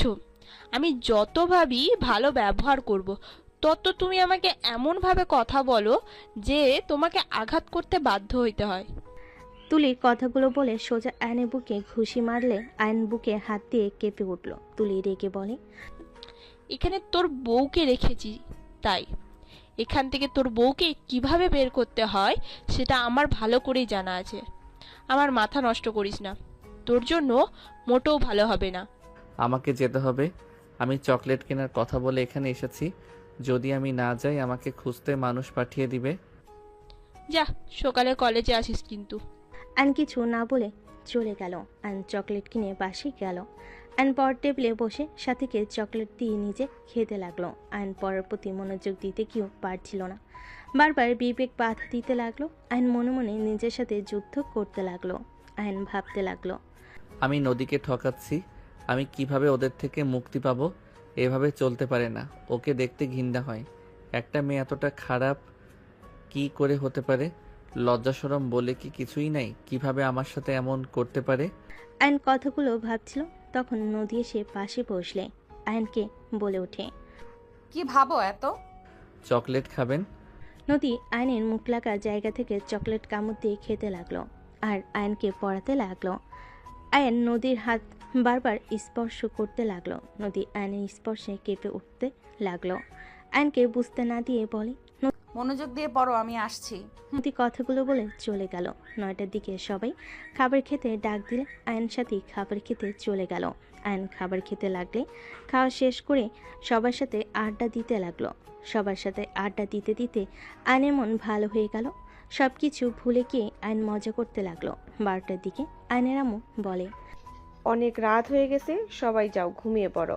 সাথী, আয়ান চলো, অনেক রাত হয়ে গেছে, সকালে উঠতে হবে তো, আর আমার ডিউটি আছে, তাড়াতাড়ি চলো দুইজন। তুমিও যাও, আসছি। আয়ন সাথী নদীর পিছন পিছন যেতে লাগলো। নদীর সাথীকে দেখে খাটের বাম দিকে দেখিয়ে দিয়ে বলল, সাথী, তুই ওই সাইডে শুয়ে পড়। আমি কি সোফায় ঘুমাবো? না, আমার সাথে ঘুমাবে। কিভাবে? ওয়েট। সাথী শুয়ে পড়লে নদী শুয়ে পড়ল, আর তারপর আয়নকে ইশারা করলে আয়ন শুয়ে পড়ল। সাথী নদীর উপরে হাত পা তুলে দিয়ে জড়িয়ে ধরল। আয়ন সাথীর দিকে ভুরকুচকে তাকিয়ে বলে, এটা তো আমার বউ, তুমি কেন এভাবে ঘুমাও? তোমার বউ হওয়ার আগে থেকে আমার বোন হয়ে আছে, আর আমি আপুকে জড়িয়ে না ধরে ঘুমাতে পারি না। আমি ধরলে ছ্যাদ করে ওঠে।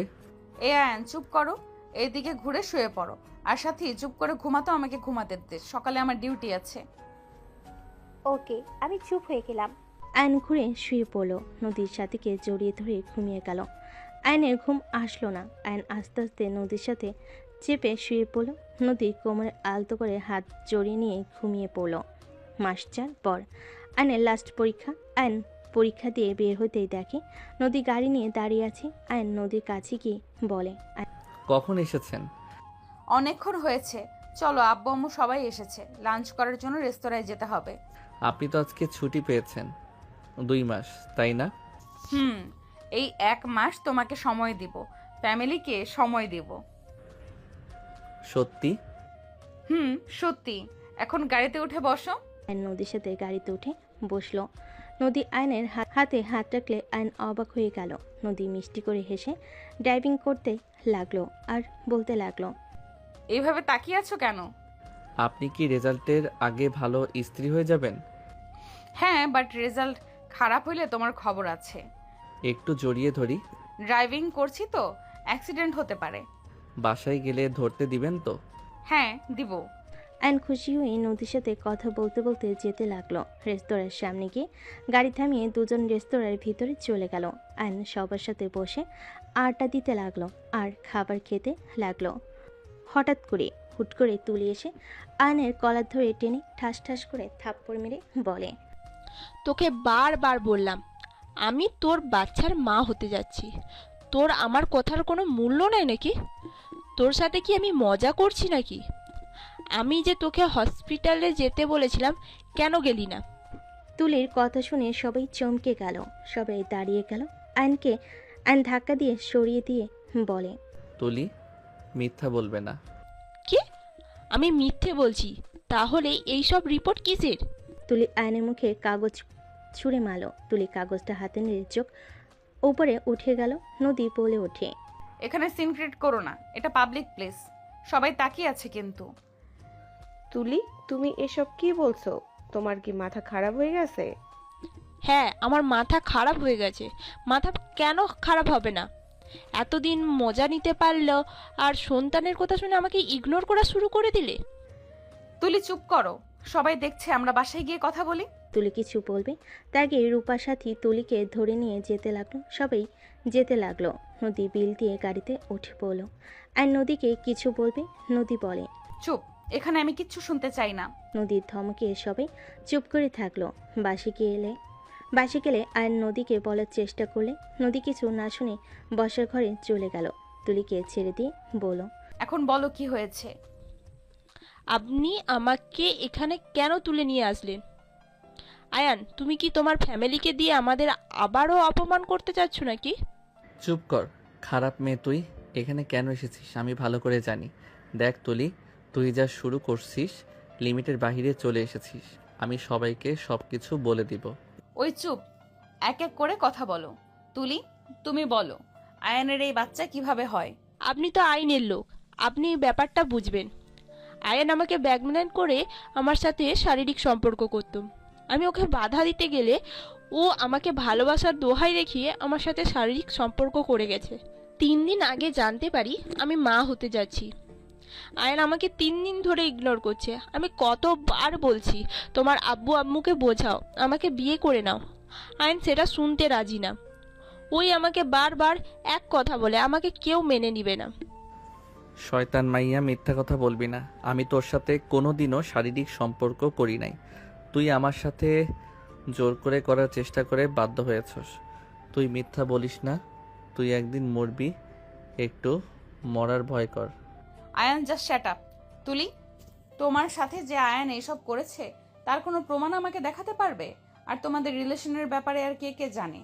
ওর ফ্রেন্ডরাও জানে। রাকিব সবুজকে জিজ্ঞেস করতে পারেন। ওদের কল দাও, কল দিয়ে এখানে আসতে বলো। নদী, বিশ্বাস করো, ওই সব মিথ্যা কথা বলছে। আমি ওর সাথে কিছু করি নাই। ওই যে পিক দেখাতে চাচ্ছে সব মিথ্যা। ওরা আমাকে ফাঁসিয়ে দিয়েছে। তোমাকে চুপ থাকতে বলেছি আয়ান, আমার মুখের উপরে কথা বলো না। তুলি রাকিব সবুজকে কল দিয়ে আসতে বলে দিল। তুলি কান্না করতে লাগলো অ্যান্ড চিল্লাই বলতে লাগলো, নাটক আর করিস না, মিথ্যা নাটক করে লাভ নাই। তুই আমাকে আজ এভাবে ফাঁসাচ্ছিস। তুই হয়তো আজ জিতে যেতে পারিস, কিন্তু ভুলে যাস না, সত্যি কখনোই চাপা থাকে না। তুই আমার সাথে প্রতিনিয়ত যা করছস তুই দেখে নিস, তুই কোনোদিনও সুখী হতে পারবি না। আয়ান, তুমি আমাকে যদি ভালো নাই বাসো তাহলে কেন আমার সাথে এতদিন মিথ্যে ভালোবাসার নাটক করলে? আয়ান, তোমার দোহাই লাগে, আর সবার সামনে আমাদের সন্তানকে অস্বীকার করো না।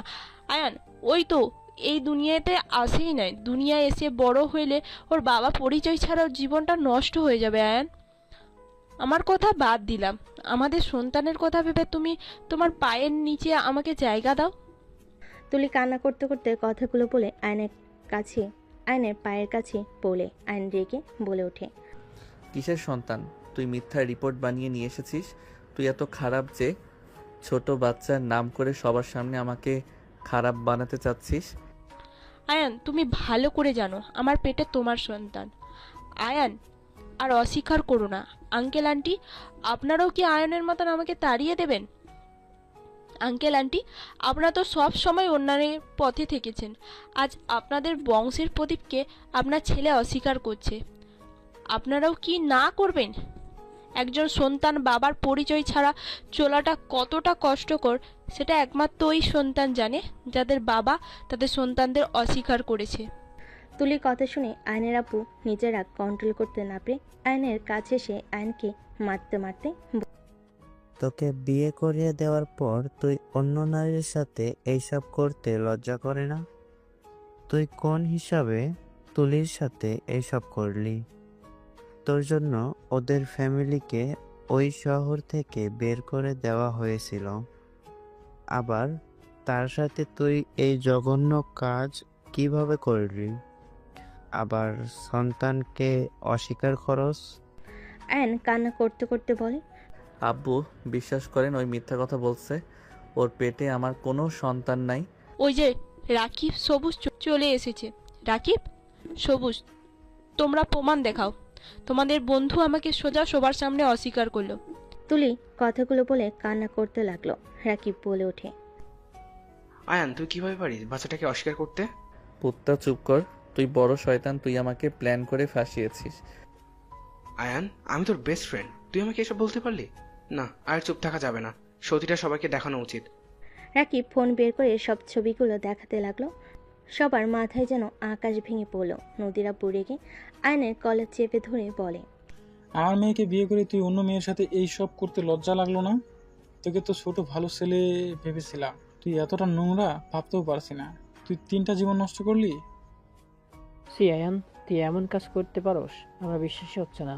আয়ন কাউকে কিছু না বলে সোজা কান্না করতে করতে নদীর সামনে গিয়ে বলতে লাগলো, নদী, আমার কথাটা তুমি বিশ্বাস করো, আমি এইসব কিছু করি নাই। আয়নের কথা শুনে নদীর মুখে হাসি রেখা টেনে বলে, সব দোষ আমার আয়ান, সব দোষ আমার। আমি তোমাকে সময় দেই নাই, আমার দোষ। আমি স্ত্রী হওয়া সত্ত্বেও তোমাকে স্বামীর অধিকারটা দেই নাই। সব দোষ আমার, তোমার না। আমি যদি তোমাকে আজ তোমার অধিকারটা দিতাম তাহলে এমন কিছু হইতো না। নদী কথাগুলো বলে চোখের পানি ফেলতে লাগলো। আয়ন নদীকে বলতে লাগলো, নদী, আমি কিছু করি নাই। আমি তোমার জন্য পারফেক্ট না। আমি তোমাকে খুব তাড়াতাড়ি ডিভোর্স লেটার পাঠিয়ে দিব। তুমি তুলিকে বিয়ে করে নাও। বাচ্চাটা বাবা হারা কেন হবে? তোমাদের ভুলের শাস্তি ওই বাচ্চাটা কেন পাবে? রাফি, কাজে ডেকে নিয়ে আসো, আমি নিজে ওদের বিয়ে দিতে চাই। না, আমি এ বিয়ে করব না।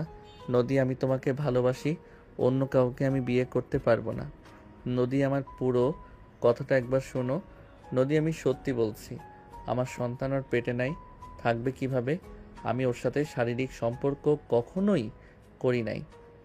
এই আমাকে অনেকবার জোর করেছে, আমি ছলনা দিয়ে চলে এসেছি। নদী, দয়া করে আমার পুরো কথাটা শোনো। আয়ন নদীর পা ধরতে যাবে, নদী লাথি দিয়ে সরিয়ে দিয়ে দৌড়ে রুমে চলে গেল। নদী উপর হয়ে কান্না করতে লাগলো। আয়ন দরজা থাপড়াতে থাপড়াতে বলল, নদী, আমার কথা শোনো নদী, ওরা আমাকে প্ল্যান করে ফাঁসিয়ে ওই ছবিগুলো তুলেছিল। নদী, আমার কথা একবার বিশ্বাস করো, ওরা যা বলছে সব মিথ্যা কথা। নদী, আমি তোমাকে ভালোবাসি, আমি অন্য কাউকে ভালোবাসতে পারবো না। নদী, তুমি তো পুলিশ। নদী, একবার ভেবে দেখো, আমি যদি ওর সাথে শারীরিক সম্পর্ক করে থাকি তাহলে সেগুলোর ছবি কোথা থেকে আসলো? আর সেইগুলো রাকিবের কাছেই বা কী করে?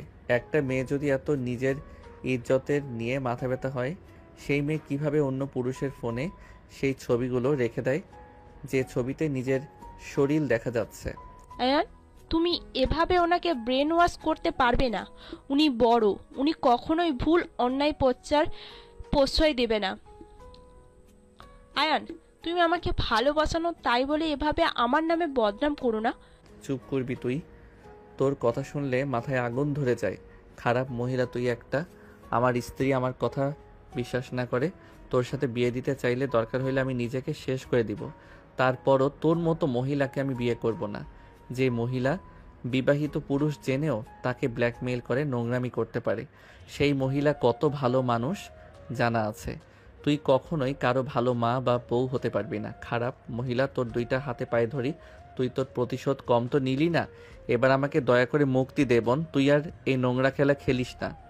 তুলি কিছু বলতে যাবে, হঠাৎ করেই নদী রুম থেকে বের হয়ে রাকিবের দিকে আসতে দেখে রাকিব কিছুটা ভয় পেয়ে গেল। আয়ন নদীর দিকে এগিয়ে কিছু বলবে, তখনই নদীর ছবিটা হাতে নিয়ে ভালো করে দেখতে লাগলো। নদীর ছবিগুলো দেখে বলে, আয়ান তো এখানে চোখ বন্ধ করে আছে, আর আয়ান তো প্রথমে ঠোঁটের দিকে এগিয়ে যায়। ওই তো নিচে থাকার কথা না? এখানে তো হুট করে ছবিটা তোলা হয়েছে, আমাকে আয়ান জোর করছিল। আচ্ছা, জোর করলে এই পিকগুলো কে তুললো? আমি জানতাম আয়ান এমন কাজ করবে, তাই আমি ক্যামেরা রেডি করে রেখেছিলাম। ক্যামেরা রাখলে এখানে তো ভিডিও হওয়ার কথা, আর ছবি তুলতে গেলে তো ডিম লাইটের আলোতে তেমন দেখা যাওয়ার কথা না। ক্যামেরাতে আলো জ্বলছিল। আয়ান যদি তোমার সাথে জোর করে ছবি ওঠার সময় আলো হইল, আয়ান তোমার ক্যামেরা ভেঙে না ফেলে আস্ত রাখলো কিভাবে? নদীর কথা শুনে তুলি থতমত খেয়ে গেল। রাকিব বলে ওঠে, আয়ান তখন নাকি একদম মাতাল হয়ে গেছিল, তাই হয়তো নেশায় বুঝতে পারে নাই। ও, এটা হতে পারে। নদী, ওরা সেদিন আমাকে জোর করে ড্রিঙ্কস করিয়ে দিয়েছিল, আমার যতটুকু মনে আছে। আমি ড্রিঙ্কসগুলো করার পর আমার অনেক ঘুম পাচ্ছিল। পাশের রুমে গিয়ে শুয়ে পড়ছি। সকালে উঠে দেখি তুলি কান্না করছে। নিজের দিকে তাকিয়ে দেখি আমার শরীরে কিছু নাই। আয়ন এক এক করে সব কিছু খুলে বলতে লাগলো। তুলি রাকিব বলতে লাগলো, সব মিথ্যে কথা ম্যাম, আয়ান মিথ্যে বলছে। সব বুঝলাম, ওই মিথ্যা বলেছে। ওইখানে যে রাকিব সবুজ ছিল, এইটা তো বললে না? ওই তো ছবির আয়নাতে রাকিবকে দেখা যাচ্ছে। রাকিব ছবিগুলো তুলছে, এখানে মিথ্যা কেন বললে? নদীর কথা শুনে তুলি কাছে এসে বলল, কই দেখি। তুলিকে ছবিটা দেখাতেই নদী ফোনের দিকে তাকিয়ে দেখে তুলের চুলের মুঠো ধরে 7 পাক দিতে লাগলো। রাকিব ভয়ে বলে ওঠে, আমি আসছি, তোদের সমস্যা তোরা বুঝে নে। রাকিব চলে যেতে নিবে, তখনই রাফিকে ইশার করলে রাকিব সবুজকে ধরলো। তুলি নদীর হাত ধরে বলতে লাগলো, ম্যাম, আপনি কিন্তু অন্যায় করছেন। আমার পেটে বাচ্চা আছে, এভাবে আমাকে ঘোরাবেন না, আমার লাগছে, চুল ছেড়ে দিন। তুলির কথা শুনে নদী তুলির পেটে হাঁটু দিয়ে গুতা মেরে দিয়ে চুল ধরে মুখে থাপ্পড় মেরে বলল, আমি ওর স্ত্রী হওয়া সত্ত্বে ওই আমাকে টাচ করার সাহস পায় না, আর সেখানে তুই পরনারী, তোকে ওই জোর করবে, তাই না? ফাজলামি করস? আমাকে টাচ করা কত সহজ, ঘুমের ভেতরে কখনো সুযোগ নিল না। আর তুই কি পড়ে এসেছিস রে, যে আমার স্বামী তোর রূপে পাগল হয়ে তোর সাথে শারীরিক সম্পর্ক করবে? আর এখানে দেখা যাচ্ছে 4 মাস আগের ছবি। 4 মাসের মধ্যে বাচ্চার মা হয়ে গেলি। নদী কথাগুলো বলে মারতে লাগলো। পুলিশ আসলে নদী রাকিব আর সবুজকে মারতে লাগলো। সবুজ কান্না করতে করতে বলে, আমি কিছু করে নাই, সব রাকিব তুলি করছে। আয়ান তুলির সাথে কিছু করে নাই। তুলি রাকিব প্ল্যান করে আয়ানকে সেই দিন রাগিয়ে দিয়ে পার্টিতে নিয়ে গিয়ে ড্রিঙ্কের সাথে ঘুমের মেডিসিন দিয়ে ঘুম পাড়িয়ে এইসব ছবি তুলে। সবুজ আস্তে আস্তে সব কিছু সত্য বলে দিতে লাগলো। সব শুনে নদী রেখে সাথীর মাথায় পিন নিয়ে তুলির ঠোঁটের একের পর এক আঘাত করতে লাগলো আর বলতে লাগলো, আমার স্বামীর ঠোঁট খাওয়ার খুব ইচ্ছা, তাই না? নে, কেমন লাগে? তুলি ব্যথায় চিৎকার দিতে লাগলো। নদী তুলির হাত ভেঙে দিয়ে বলে, আমার স্বামীকে এই হাত দিয়ে জোর করে ধরেছিলি, তাই না? নদী আরও মারতে যাবে, পুলিশের সদস্যরা জোর করে 3 জন ওকে নিয়ে চলে গেল। আপু, তুই তো প্রথমে আয়ানকে ভুল বুঝলি, লাস্টে কি মনে করে ওকে বিশ্বাস করলি? আমি রুমে আমার লোকদের ইনফর্ম করে দেই, কখন কি করছে সব ফুটেজ থানায় চলে গেছে। সেলুট ম্যাম, আপনি আসলে বুদ্ধিমান। নদী আয়নের দিকে তাকিয়ে সজোরে থাপ্পড় মারতে যাবে, সাথে সাথেই আয়ন নদীকে জড়িয়ে ধরে কান্না করতে লাগলো। নদী রেগে ধাক্কা মেরে দিল। নদী আয়নকে কিছু বলতে যাবে, নদীর আব্বু বলতে লাগলো, নদী ছেলেটাকে বোকাঝোকা করিস না, অনেক ভয় পেয়ে গেছে। আর ওই মেয়েটা আসলে তো ফালতু, এমনভাবে সাজিয়ে গুছিয়ে এসেছে যে ওর কথা বিশ্বাস করতে সবাই বাধ্য হবে। আই এম সরি, আমি তোমাকে না বুঝে অনেক কিছু বলে ফেলেছি। না আঙ্কেল, আমি আপনার উপরে রাগ করি নাই, এইটা যে কেউ বিশ্বাস করবে। নদী, আই এম সরি, প্লিজ আমাকে ক্ষমা করে দাও। চুপ, একদম চুপ। 4 মাস ওই তোকে ব্ল্যাকমেল করে গেছে, তুই আমাকে কিছু বলস নাই কেন? তোর কি মনে হয় আমি তোর কথা বিশ্বাস করতাম না? তুই আমার সাথে 1.5 বছর ধরে আসিস, আমি কি জানি না আমার হাজবেন্ড কেমন? তুই নিজেকে কি মনে করস? হ্যাঁ, আমি যদি ওর কথা বিশ্বাস করে তোকে ডিভোর্স দিতাম ভালো হইতো, তাই না? আমি অনেক ভয় পেয়ে গেছিলাম। আপনি তো অনেক রাগী, আপনি আমার কথা বিশ্বাস করতেন না। ওরা এমনভাবে প্ল্যান করে, আমি নিজেই তো ধোঁকা খেয়েছি। ওরা আপনাকে এমনভাবে বোঝাতো আপনি বিশ্বাস করতে বাধ্য হইতেন। আমি আপনাকে হারানোর ভয় পেতাম, তাই আমি ওদের কথা শুনতে বাধ্য হয়েছি। যদি বুঝতাম আপনি আমাকে ভুল বুঝবেন না, তাহলে এতদিনে ওদের মেরে মাটিতে পিষে দিতাম। আয়নের কথা শুনে সবাই ভুরু কুঁচকে তাকালে। নদী বলে ওঠে, কি মাটিতে পিষে ফেলতে? হ। বাপ্পা, আয়ান স্যার কথাগুলো বলছেন নাকি? গুছিয়ে কথা বলতে পারেন না, সে আবার অন্য কাউকে পিষে ফেলবে। ওই বুদ্ধি সত্যি, কথা বলতেও এলোমেলোভাবে কথা কেন বলে? গুছিয়ে কথা না বললে প্রতিনিয়ত তুমি তো সবার সামনে অপরাধী হবে। আগে গুছিয়ে কথা বলতে শেখো। আপু অপমান করবে না? ওকে, অনুমতি নিয়ে করি। দুলাভাই, আপনাকে কি একটু অপমান করা যাবে? যদি অনুমতি দিতেন। সাথীর কথা শুনে সবাই ফিক করে হেসে দিল। আয়নও হেসে দিয়ে বলে, আপু। আবার আপু বলল কেন? আমি তো অনুমতি চাচ্ছি। টাকলুর বউ, চুপ করবা? টাকলুর বউ মানে? কানের নিচে কয়েকটা দিয়ে দিব।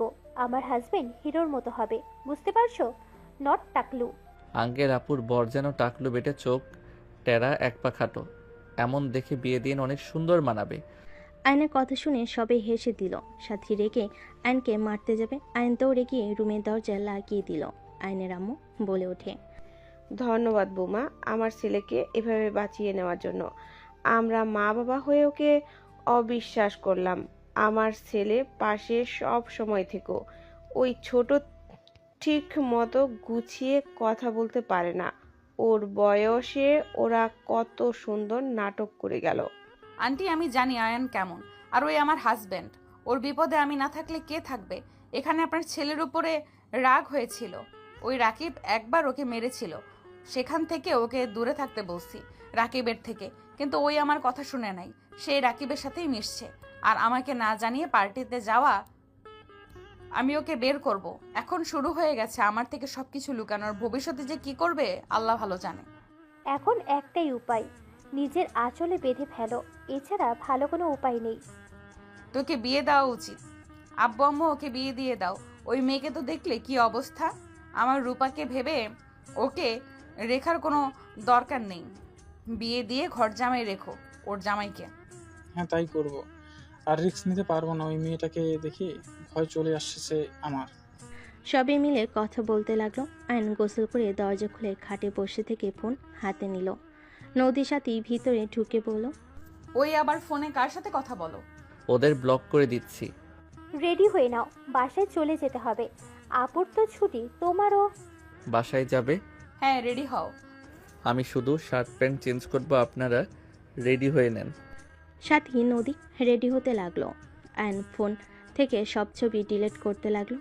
রাকিব সবুজের সাথে সব ছবি। নদীর সাথে রেডি হয়ে গেলে আয়নকে বলো, আয়ান আমরা রেডি, তুমি তাড়াতাড়ি হয়ে নাও। আমি লাগেজ নিয়ে যাচ্ছি, তোমরা আসো।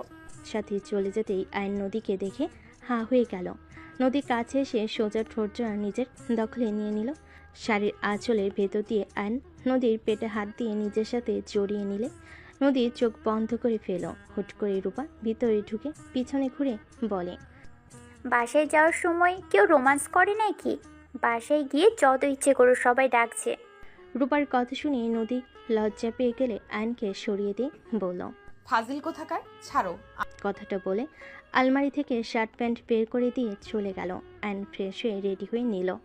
রেডি হয়ে সবার সাথে বের হইল। আয়ন নদীর কোমরের দিকে বারবার চোখ যেতে লাগলো। নদী আয়নের লজ্জামি করা দেখে ভুরুকুচকে তাকিয়ে থাকলে আয়ন অন্যদিকে তাকিয়ে থাকলো। নদী মুচকি হাসি দিয়ে ওর হাত কোমরে রাখলে আয়ন চমকে গেল। নদীর দিকে তাকাতে নদী দুস্তামি হাসি দিলে আয়নও খুশি হয়ে নদী কোমরে হাত বুলাতে লাগলো আর সবার সাথে কথা বলতে লাগলো। বাসায় যেতে যেতে রাত হয়ে গেল। সবাই বাসার ভিতরে নেমে যার যার মতো রুমে চলে গেল। আয়ন রুমে ঢুকতেই আয়ন সোজা দরজা বন্ধ করে দিল। নদী পিছনে ঘুরে তাকাতেই আয়ন বলে ওঠে, জান একটু আদর করব। আদর করবে? আসো আদর করে দেই। আয়ন খুশি হয়ে কাছে গেলে নদী আয়নের গালে হাত বুলিয়ে দিতে দিতে বলে, আদর আদর ছোট বাবুটা আদর। নদী কথাগুলো বলে হাসতে লাগলো। আয়ন নদীকে কোলে তুলে নিয়ে ঠাস করে খাটে ফেলে দিয়ে বলল, আমি ছোট ছেলে, এই ছোট ছেলে তোমাকে যদি মা না বানিয়ে দিচ্ছে তাহলে আমার নাম আয়ান না। এই কি করবে? আয়ন শার্টের বোতাম খুলতে খুলতে নদীর উপর ঝাঁপিয়ে পড়ল। নদী সরিয়ে দেওয়ার চেষ্টা করলে আয়ন নদীর পেটের উপর থেকে শাড়ি ছড়িয়ে দিয়ে ঠোঁটে ভালোবাসার স্পর্শ দিলে নদী কেঁপে উঠল। নদী আয়নের মাথার চুল খামচি দিয়ে ধরে পেটের সাথে চেপে ধরলে আয়ন কিস করতে লাগলো। আয়নের প্রতিটা কিস নদীকে মাতাল করে দিতে লাগলো। আয়ন আস্তে আস্তে উপরের দিকে যেতে লাগলো। আয়ন বুকে আলতো করে কিস করলে নদী চোখ বন্ধ করে ফেল। আস্তে আস্তে নদী নিজের কন্ট্রোল হারিয়ে আয়নের উপর ঝাঁপিয়ে পড়ল। দুজন একে অপরকে আদর করতে ব্যস্ত হয়ে গেল। অনেকক্ষণ একে অপরকে আদর করতে করতে ক্লান্ত হয়ে গেল। আয়ন নদীর বুকের উপর মাথা দিয়ে শুয়ে থাকতে লাগলো। নদী আয়নের মাথায় হাত বুলিয়ে দিতে লাগলো। আয়ন বলতে লাগলো, জান আদর করতে কত মজা, তুমি আমাকে দূরে সরিয়ে কেন দিতে? আমার জামাই তো একটু ফাজিল, তাকে ভালোবাসা দিলে দিন রাত ওটাই চাইবে, পড়াশোনার প্রতি আর মনোযোগ থাকবে না। একটু না হয় বেশি আদর করতাম, তাই বলে একেবারে দূরে সরিয়ে রাখবে? একবার যখন অনুমতি দিয়েছো এখন বুঝবে মজা তোমাকে কি করি। আর আয়নের কথা শুনে নদী ভুরকুচকে তাকালে আয়ন সাথে সাথে ঠোঁটে একের পর এক কিস করতে লাগলো। নদী হেসে দিয়ে বলল, ফাজিল ঘুমাও, অনেক রাত হয়ে গেছে। একবার আদর করি। এখন না, ঘুমাও বলছি, না হলে কিন্তু মার দিব। ওকে। আয়ন নদীর বুকে মাথা দিয়ে ঘুমিয়ে গেল। দুজন ঘুমিয়ে গেলে সকাল 10টা বেজে গেলে দুজন রুম থেকে বের না হয় সাথী বলে ওঠে, আন্টি এখনো দুজন উঠে নাই। না আচ্ছা ঘুমাবো মা, সারাদিন ডিউটি করছো, ছুটি পেয়েছে এ তো শান্তিতে ঘুমাও। ওয়েট, ঘুমাতে দিচ্ছি দুজনকে। বউ হয়ে শ্বশুর বাড়িতে এতক্ষণ ঘুমাই, লজ্জা করে না? ওই শালিকা, আপনার কি সমস্যা শুনি? আপনার মেজবোন যে নাক ডেকে ঘুমাচ্ছে ওটাকে তুলে নিয়ে আসেন যান। না, ওইটার কাছে গেলে লাত্তি খাবো, এইটার ব্যবস্থা করি। সাথী জোরে জোরে দরজা নক করতে লাগলো। দুজন চমকে উঠল।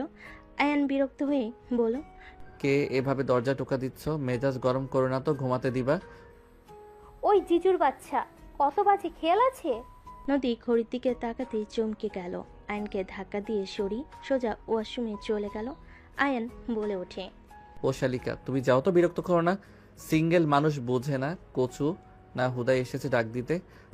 আয়নের কথা শুনে রাফি মিটিমিটি হাসতে লাগলো। সাথে রেখে রাফির চুল ধরে বলে, এক ভাই অপমান করে আর এক ভাই মজা নেওয়া বের করছি। আরে আরে আমি কি করলাম যে? আপনি সব নষ্টের মূল। আপনার কারণে ওই আয়নের বাচ্চা আমাকে এসব বলে। আপনি যদি ওকে ধমক দিতেন তাহলে এমন কিছুই হতো না। সাথে রাফির সাথে মারামারি করতে লাগলো। নদী রূপা বসে ঘরে এসে দুজনের অবস্থা দেখে হাসতে লাগলো। আয়ন গোসল করে বের হলে আয়ন বলে ওঠে, আমি রেফারি হব নাকি? কে জিতবে আজকে, শালিকা নাকি ভাইয়া? জোরে টান মারো, তাহলে সেন খেয়াল জমবে। আয়নের কথা শুনে দুজন রেগে একে অপরকে ছেড়ে দিয়ে বলে ওঠে, এতগুলো মায়ের খাইলাম আর তুই কিনা মজা নিস। সাথী ধরো ওকে। দুজন আয়নকে ধরতে যাবে। আয়ন দৌড়ে নদীর পিছনে দাঁড়িয়ে বলে, আমি কি করছি? আমাকে কেন মারতে আসো? তুমি কি করছো? আগে মারি তারপর বলি। আয়নকে মারতে যাবে। আয়ন নদীকে সাথীর দিকে ধাক্কা দিলে আর রূপার হাত ধরে রাফির দিকে ছুড়ে দিয়ে আয়ন দৌড়ে দরজার কাছে গিয়ে মুখ ভেঙচি দিয়ে বলে, আয়ন মুখ ভেঙচি দিয়ে দৌড়ে পালিয়ে গেল। 5 বছর পর আয়ন দুইটার যমজ বাচ্চা নিয়ে বাইকে করে থানার দিকে যাচ্ছিল। হঠাৎ করে গাড়ির সামনে গাড়ি থামলে আয়ন সামনের দিকে রাগি লুক নিয়ে তাকাতে দেখে রাকিব তুলি। আয়ন কিছু বলার আগেই তুলি নেমে বলে ওঠে, মাশাল্লাহ, তোমার ছেলে মেয়ে। ঝামেলা করো না, সামনে থেকে যাও। আমি ঝামেলা করতে আসি নাই, বাবুদের কোলে নিতে পারবো। আয়নের ছেলে বলে ওঠে, আব্বু এটা কে? আর আঙ্কেল আপনি জানেন না এইভাবে বাইক থামানো ঠিক না, আর একটু হলে অ্যাক্সিডেন্ট হয়ে যেত। মেয়ে বলে ওঠে, এভাবে আর চালাবেন না, আপনারও ক্ষতি হইতো, আমাদেরও ক্ষতি হইতো। দুজনে কথা শুনে তুলি রাকিব অবাক হয়ে যায়। মাশাল্লাহ মাশাল্লাহ, ছেলে মেয়ে দুটোই মায়ের মতন হয়েছে, বাপের মতন বলদ হয় নাই। আচ্ছা সোনারা, সরি, আর এমনভাবে থামাবো না। সরি। আয়ান, তোর ছেলে মেয়েদের বল না আমার কোলে আসতে। কি নাটক শুরু করলি তোরা? আমি মা হতে চলেছি, আমার বাবুর জন্য দয়া করিস। আমি জানি না বাবু হইতে গিয়ে মারা যাব নাকি বেঁচে থাকব। একবার মনে হইল তোর কাছে ক্ষমা চাওয়া উচিত, তাই আর কি। সরি, আমরা তোর সাথে অনেক অন্যায় করেছি, আমরা সত্যি ভালো হয়ে গেছি। ফি আমানিল্লাহ, দোয়া করি। শুনে ভালো লাগলো। দুইজন সুখে থাক আর বাবু সুস্থ থাক। আমাকে ক্ষমা করে দিস।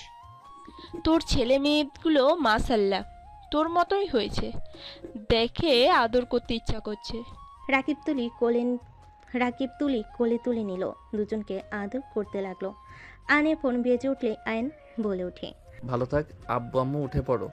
তোমার আম্মু অনেক রেগে যাচ্ছে কিন্তু। রাকিব তুলিকে বাই বলে তিনজনে চলে গেল বাইক নিয়ে। তুলি ওদের দিকে তাকিয়ে মনে মনে ভাবতে লাগলো, এই বাচ্চাগুলোর আম্মু আমার হওয়ার কথা ছিল, ভাগ্যক্রমে অন্য কেউ আয়ানের বাচ্চার আম্মু হয়েছে। চোখের কোণায় পানি গড়িয়ে পড়তেই মুছে রাকিবের সাথে গাড়িতে উঠে চলে গেল। এদিকে আয়ন নদীর সামনে গিয়ে তিনজন কান ধরে বলল, সরি, আমাদের ক্ষমা করে দেন ম্যাম, আমরা আর দেরি করব না। তিনজন একসাথে কথাগুলো বলে নদী ফিক করে হেসে দিল। ছেলে মেয়েকে কোলে নিয়ে কপাল দুইটাতে চুমু দিয়ে বলে, বাপের মতো নাটক